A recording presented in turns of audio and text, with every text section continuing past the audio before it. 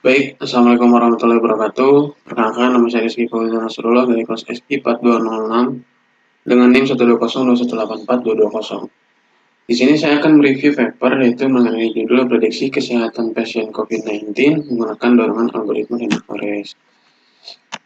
Daftar isinya ada 4 yaitu satu pendahuluan, yang kedua terbelakang, dan yang ketiga pembahasan, lalu yang terakhir kesimpulan. Yang pertama itu pendahuluan. Integrasi teknik kecerdasan buatan AI dalam infrastruktur nirkabel, penggunaan real-time, dan pemrosesan perangkat pengguna AI akhir secara yang diminati saat ini, yaitu superlatif menggunakan AI untuk mendeteksi dan memprediksi pandemi yang bersifat kolosial. Pandemi penyakit COVID-19 ini berasal dari Cina telah membawa dampak buruk bagi komunitas global dan membebani sistem perawatan kesehatan canggih di seluruh dunia. Secara global, lebih dari 4 juta sekian kasus yang dikonfirmasi dan 282 kematian telah dicatat pada 11 Mei 2020. Namun peningkatan pesat pada eksponensial saat ini dalam jumlah pasien memerlukan prediksi yang efisien dan cepat dari kemungkinan hasil pasien yang terinfeksi untuk pengobatan yang tepat menggunakan teknik AI. Makalah ini mengusulkan menggunakan random forest acak yang disempurnakan dan dimasukkan ke dalam algoritma Adabus. Model ini menggunakan data geografis, perjalanan kesehatan, dan demografi pasien COVID-19 untuk memprediksi tingkat keparahan kasus dan kemungkinan hasil pemulihan atau kematian. Lalu yang kedua, latar belakang. Coronavirus ini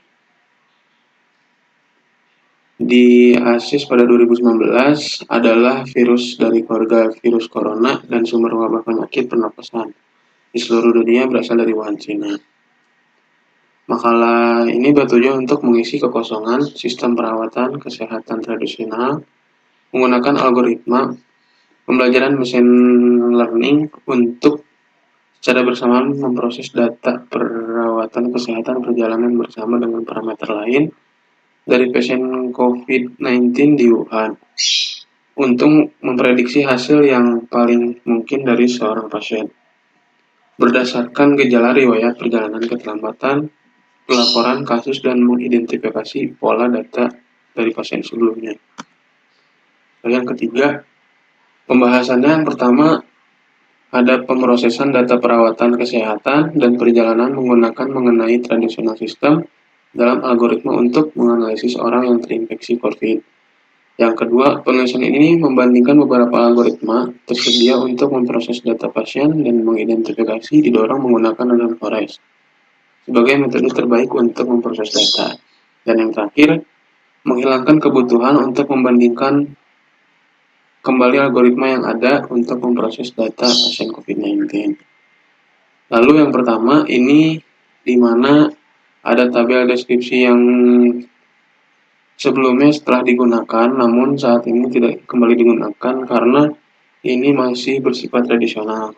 Pemrosesan data perawatan kesehatan dan perjalanan menggunakan mengenai tradisional sistem ke dalam algoritma untuk menganalisis yang terinfeksi COVID. Perbandingan random forest dengan beberapa algoritma lainnya, yaitu ada decision tree, SVM, dan naive Bayes. Kami telah menggunakan kumpulan data yang telah diproses sebelumnya untuk melatih beberapa model klasifikasi machine learning.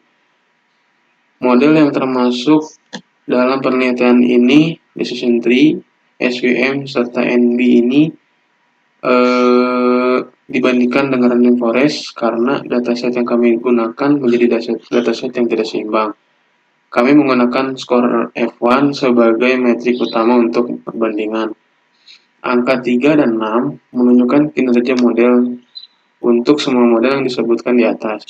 Decision tree yang dibangun untuk memperkirakan variabel yang divisualkan. Decision tree memiliki kedalaman 2 dan indeks Gini setiap kurang lebih 0,5 yang menunjukkan adanya ketidakseimbangan dalam data penelitian. Lalu sesuai pembahasan yang tadi, kami menggunakan algoritma yaitu random forest. Matriks evaluasi menggunakan random forest ini adalah sebuah algoritma yang terdiri dari dua bagian algoritma, ada bus dan algoritma klasifikasi random forest, yang pada gilirannya terdiri dari beberapa pohon keputusan. Setiap pohon keputusan membangun model yang mirip dengan pohon sebenarnya. Algoritma membagi data kami menjadi himpunan bagian terkecil, sekaligus menambahkan cabang ke pohon. Hasilnya adalah pohon yang terdiri dari simpul dan daun dan simpul keputusan.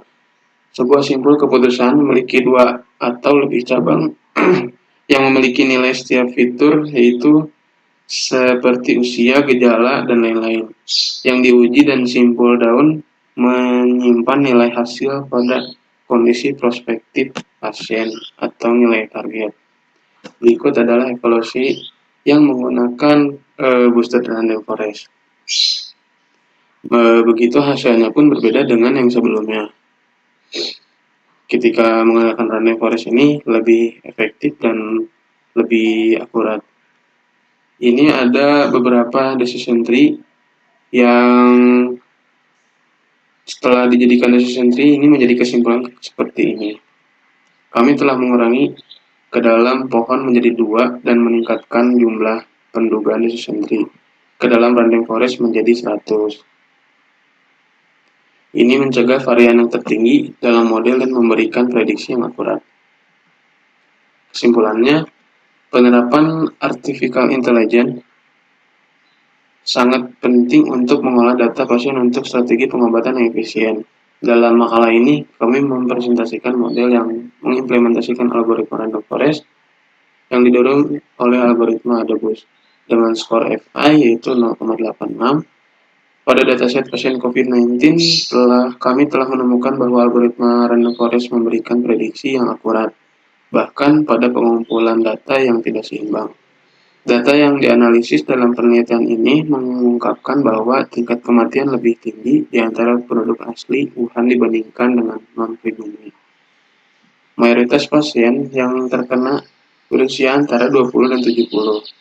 Pekerja di masa depan akan fokus pada pembuatan saluran yang menggabungkan model visi, komputer pemindaian CXR, dengan jenis model pemrosesan data demografis dan perawatan kesehatan ini. Model-model ini kemudian akan diintegrasikan ke dalam aplikasi yang mendukung pertumbuhan layanan kesehatan seluler. Ini dapat memberikan langkah menuju sistem diagnostik semi-otonom yang dapat memberikan screening dan deteksi cepat untuk daerah yang terkena COVID-19 dan mempersiapkan kita untuk wabah di masa yang akan datang.